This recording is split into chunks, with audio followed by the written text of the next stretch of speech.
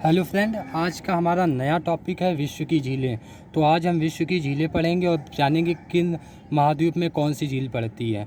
और झील सबसे पहले एक पॉइंट ये जानते हैं, झीलों का अध्ययन लिम्नोलॉजी कहलाता है। कई बार ये क्वेश्चन एग्जाम में पूछा जा चुका है कि झीलों का अध्ययन क्या कहलाता है, तो हम याद रखेंगे कि झीलों का अध्ययन लिम्नोलॉजी कहलाता है। इसके बाद बात करते हैं कैस्पियन सागर झील। एशिया की सबसे बड़ी झील की अगर हम बात करें तो सबसे बड़ी झील कैस्पियन सागर झील है।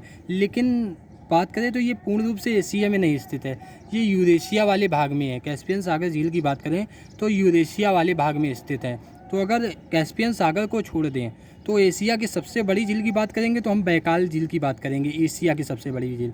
तो पहले हम जानते हैं कैस्पियन सागर झील के आसपास कौन कौन से देश का विस्तार है। तो ये ट्रिक याद रखेंगे, तू रुक आज ईरान, तो रुक आज ईरान। ये आज की हमारी ट्रिक है कि कैस्पियन सागर के आसपास कौन से देश स्थित हैं। तो सबसे पहले याद रखेंगे तुर्कमेनिस्तान, तुर्कमेनिस्तान। इसके बाद रूस याद रखेंगे, रूस। फिर का से याद रखेंगे कजाकिस्तान। इसके बाद आज से याद रखेंगे अजरबैजान। और पांचवा है ईरान। तो कैस्पियन सागर के आसपास स्थित ये देश हैं। अगर पूछ लेता है कि कैस्पियन सागर के आसपास स्थित कौन कौन से देश हैं, तो ये देश हैं, ठीक है। इसके बाद आगे बात करते हैं तो बैकाल झील। बैकाल झील की बात करते हैं तो ये रूस के साइबेरिया वाले क्षेत्र में आती है, रूस के साइबेरिया वाले क्षेत्र में, साइबेरिया वाले क्षेत्र में आती है। क्योंकि रूस का साइबेरिया वाला क्षेत्र जो है वो भारत के अंतर्गत एशिया महाद्वीप के अंतर्गत आता है। और इसके बाद आगे बात करते हैं तो वान झील।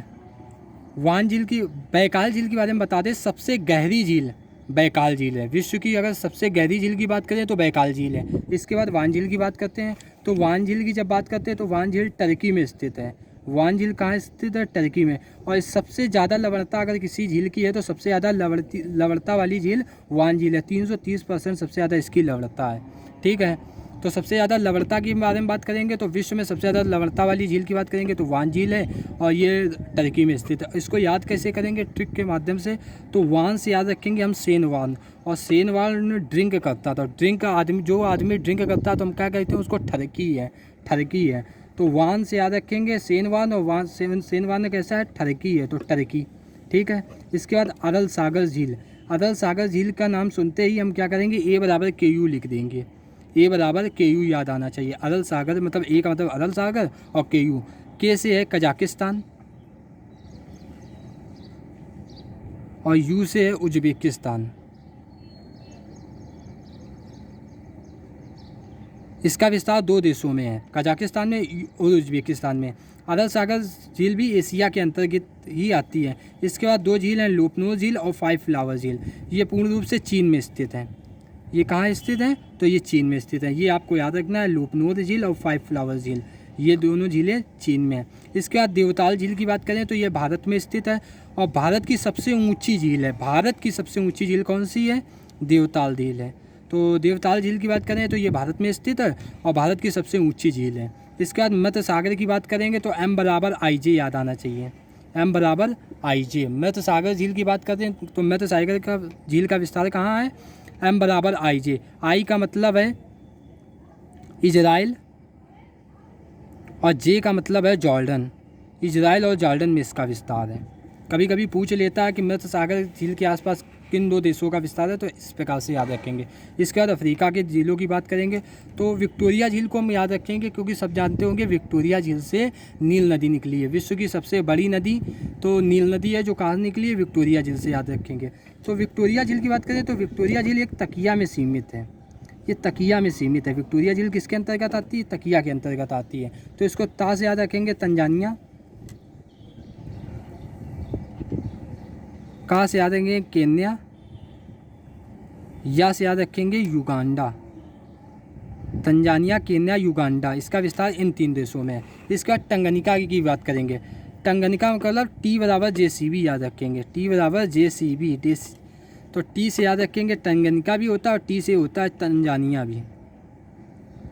टी से तंगनिका भी होता है, टी से तंजानिया भी होता है। जे से याद रखेंगे जाम्बिया, सी से याद रखेंगे कांगो और बी से याद रखेंगे बरूडी। तो इन 4 देशों में तंगनिका झील का विस्तार है। मलावी झील की बात करेंगे तो MTM याद रखेंगे। मलावी झील में MTM, M का मतलब हो जाएगा मलावी, मलावी में भी इसका विस्तार है। T का मतलब तंजानिया और M का मतलब है मोजाम्बिक। इसके बाद चौथी, अगर अफ्रीका महाद्वीप की बात करते हैं, चौथी झील जो है तो तुर्कान झील। तुर्का से याद रखेंगे, तुर्कान में तुर्का मिल रहा, तुर्का को कोरिलेट करेंगे बुरका के साथ। तुर्कान में तुर्का मिल रहा और तुर्का को कोरिलेट करेंगे बुरका से। अब बुरका कौन पहनता है? कन्याएं पहनती हैं, कन्या पहनती है, तो कन्या से याद रखेंगे केन्या। तुर्का को कोरिलेट करेंगे बुरका से और बुरका कौन पहनता है? कन्या पहनती है, तो केन्या। इसके बाद टाना की बात करेंगे, तो टाना झील की बात करेंगे तो टाना झील कहाँ आती है? तो इथोपिया में है। टाना झील कहाँ है?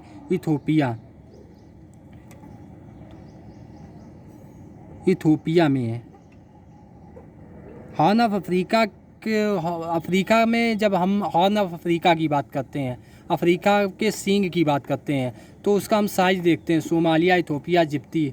उसकी ट्रिक ऐसे भी है, हॉर्न ऑफ अफ्रीका के अंतर्गत 3 देश आते हैं, उसको हम कैसे याद करें? तो उसको सिर्फ ये याद रखिए कि हॉर्न ऑफ अफ्रीका जो है वो एक तरह का साइज है। साइज को सोमालिया, इथोपिया और जिब्ती, इथोपिया में ही टाना झील का विस्तार है।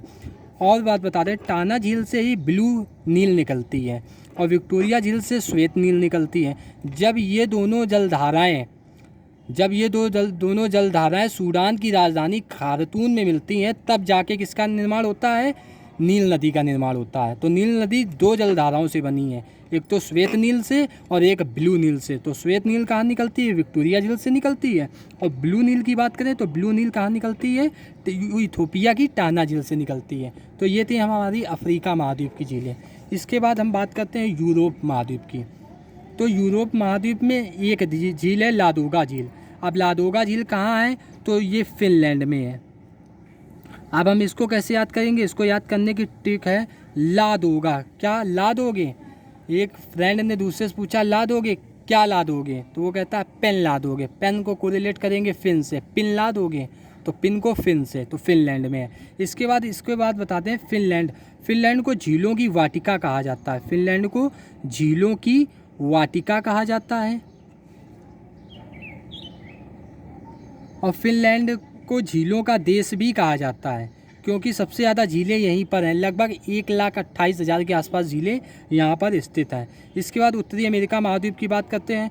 तो उत्तरी अमेरिका महाद्वीप के ट्रेक है सहमी ई आटोमा। सा से याद रखेंगे सुपीरियर, हा से याद रखेंगे ह्यूरॉन, मी से याद रखेंगे मिशिगन, ई से याद रखेंगे इरी, आटो से याद रखेंगे ओंटारियो।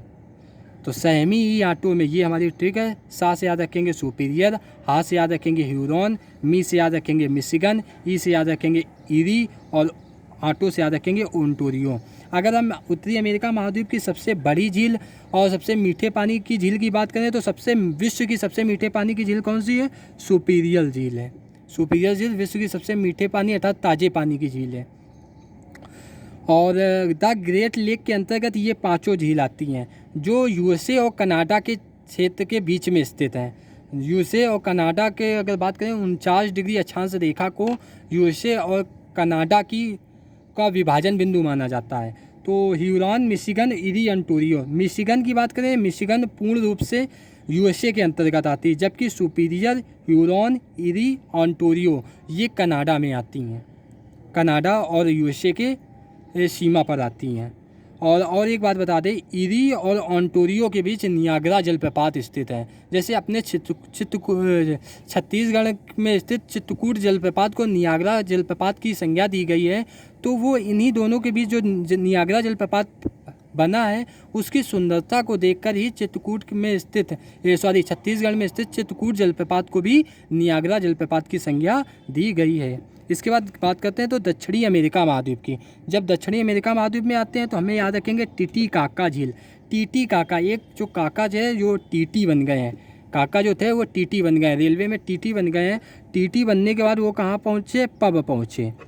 टीटी बनने के बाद वो पब पहुँचे। तो पी से याद रखेंगे पेरू और बा से याद रखेंगे बोलिविया। पेरू और बोल्विया में इसके सीमा पर स्थित है ये झील। तो ये झील विश्व की सबसे ऊंचाई पर स्थित नौकागम्य झील है, क्योंकि इसकी गहराई और चौड़ाई इतनी अधिक है कि आसानी से यहाँ पर नावें चलाई जा सकती हैं। तो विश्व की सबसे ऊंचाई पर स्थित नौकागम्य झील है, क्योंकि एंडीज पर्वत का विस्तार पेरू बोल्विया से होते हुए लगभग 7 देशों में है। तो इसलिए विश्व की अगर बात करें सबसे ऊंची नौकागम्य झील तो टिटिकाका झील है। ऑस्ट्रेलिया महाद्वीप में सिर्फ एक झील है जो ऑस्ट्रेलिया महाद्वीप की सबसे बड़ी झील है, उसका नाम है आयर झील। आयर झील, तो आयर से याद रखेंगे, आयर ऑस्ट्रेलिया को रिलेट करेंगे। तो ये था हमारे विश्व की झीलों का टॉपिक। इसके बाद भारत में जो झीलें हैं उनका अगला टॉपिक अगले वीडियो में आपको मिलेगा। अगर अच्छा लगा हो तो लाइक एंड सब्सक्राइब करें। धन्यवाद दोस्तों।